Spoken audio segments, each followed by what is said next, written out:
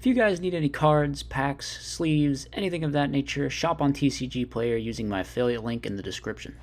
What's good, YouTube? Welcome back to everyone's favorite series, Deck Doctor, the series where I take a stab at playing one of the decks that a viewer sends into me. This time we're going to be looking at Shutendoji Archfiend's Oath Zombies. This is kind of a build that vaguely existed back in the day. I'm not sure. Some were like heavier on the Shutendoji sort of meme stuff than others. It was played a bit more in the format right before Edison when zombies had all this like crazy full power stuff and Necroface, which we're not even playing Necroface in here, actually. I don't think I ended up adding it either. Maybe that is something that could be done, like Gold Sark Necroface.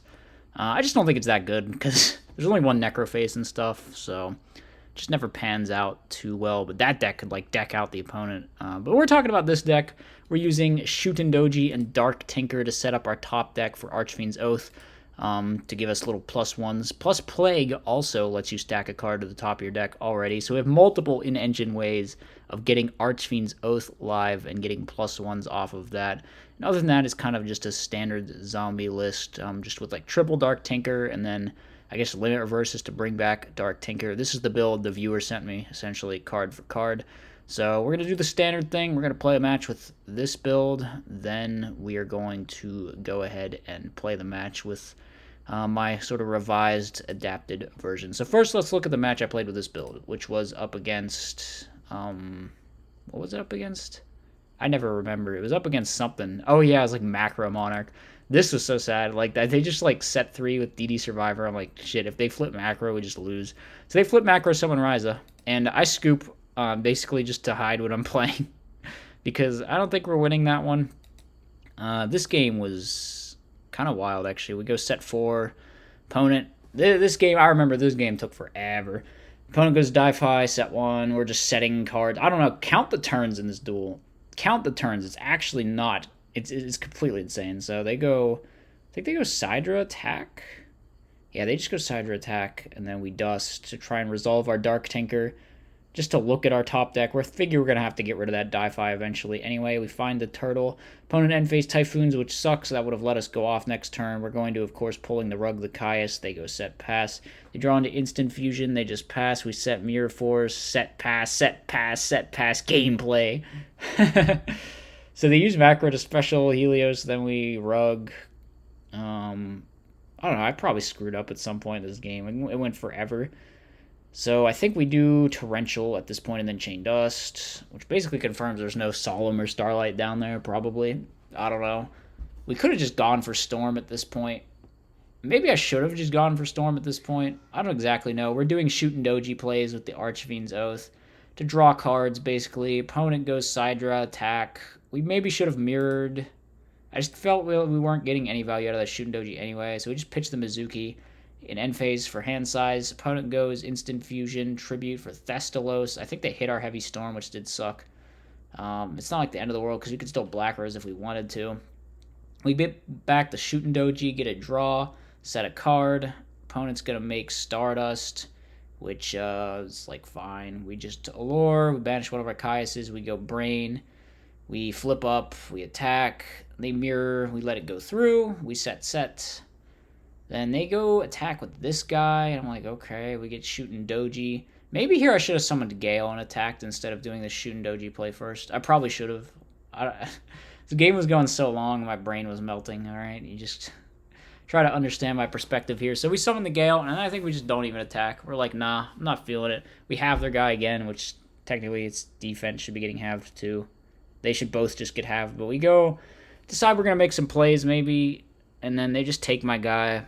So I should probably have held the Typhoon there. We just set the Dark Tinker and pass. Now we get Torrentialed, and we Judgment the Torrential, and we bring back the Shutendoji. And we should have just been able to win here, right? I don't remember. Did I screw up somehow? We get an argument about Brionac, and then it turns out everyone's been lying to me about Brionac working under Macro. At least I think. Like, I'm not actually sure what's going on here, but it seems kind of like the opponent should be correct in this instance. So I just say, whoever told me that before is probably full of shit, so we're just going to make Thought Ruler, bring back Shutendoji, and then the opponent lives because they have Battle Fader, and then we lose because they have Return. and brain control, basically. So yeah, we are dead. RIP to us, unfortunate. So after that, I made some changes, and we ended up on this list here. I went down to 1 Dark Tinker.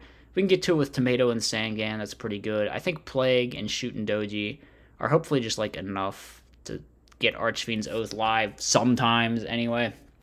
We're also on a 2nd Book of Life. I felt like we weren't seeing this card enough. We mixed up the spell trap lineup, I think. Took out Starlight Road, put that in the side, put Compulse in the main. I'm a big fan of Compulse in the main. I decided to play Giant Trunade, actually. I don't know if this is fully justified, but you can put back your Archfiend's Oath and just like keep doing it. So it's kind of iffy. One thing I think is probably good is Foolish and BFDD in here. I think you need more of these wonky combo cards to make Shootin' Doji work, unfortunately. But we tried them out, and I thought they were decent. So, yeah, I think I changed up the sideboard a bit. We made a few changes. Limit Reverse out completely. I was not a fan of that card whatsoever. I put Spirit Reaper in, too. I think zombies kind of need to play Spirit Reaper. Spirit Reaper's really good. So that's the revised list that I came up with. And here was the match we played. Once again, we're up against some jank, which is pretty much destined to happen whenever you play anything in unrated these days. Opponent's playing, like, I don't know what, actually. I still haven't figured out what. Maybe from the replay we can figure out what. I thought it was like Dragoon Turbo, but then they just don't make Dragoon ever, I don't think. So here I'm like, we're going to crash multiple zombies. We're going to get a Shootin' Doji, and we're going to drop Tragodia, and we're going to hit over the Stratos. I considered also we could maybe pitch Mizuki, Steel Stratos, but I think this was better.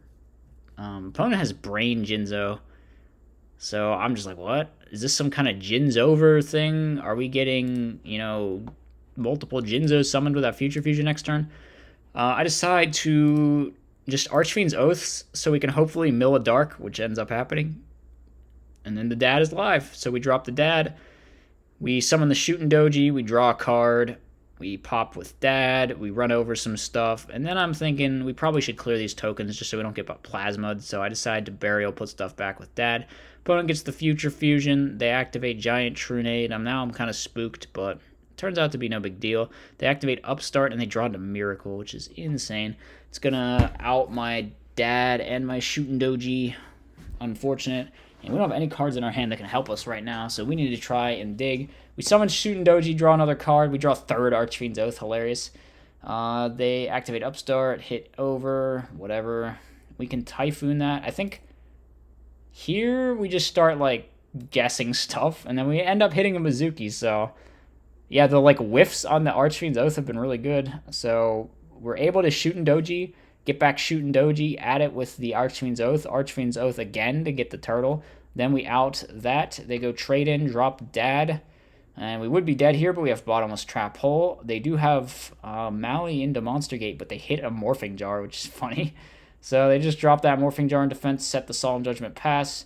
I decided to use 2 of these just to like maybe see if I could find a RFDD, but nope. And then I leave us in BrainCon range, but they top deck Phantom Chaos to copy Plasma to steal the guy and then attack for game. So maybe I shouldn't have used those Archfiend's Oaths. Yeah, I could have. If I had left myself at 22, we would have had another draw phase at least, I guess. But it was not looking good there. Opponent sided into Lava Golem. I don't even think I remember this getting used, but yeah, they don't activate the Future Fusion right away because I don't know why, but that's what we do. We decide to Kai's the back row because we have a Cyber Dragon in our hand, even if we get Bottomless. It's a Torrential. That's fine. We take that trade. The Torrential should technically be banished, but whatever. We get a Goblin Zombie. There's physically no way that could matter. We just swing it in with Goblin Zombie while the opponent's bricked. I don't know why they don't activate Few, but they should probably activate Few. And we keep hitting with Goblin Zombie. They finally just mirror force our Goblin Zombie. So I'm like, okay, we'll get a Plague. We'll summon Shootin' Doji in main 2, draw a card, end phase, pitch the Plague. They go set DD Crow. We stack for Plague. We make Brionic. I decide not to Prio. We hit a back row. They MST. That's fine. We hit the other back row. It's Starlight Road. We activate Return. And we don't get to do all our gimmicks with Archfiend's Oath there, but I think we had some kind of crazy loop or something. I think we did. I think we could have just like drawn our whole deck if we wanted. I don't want to think about it right now, but it's technically it should have been possible. Probably. I mean, we'd have to pay 500 every time, but you know the deal.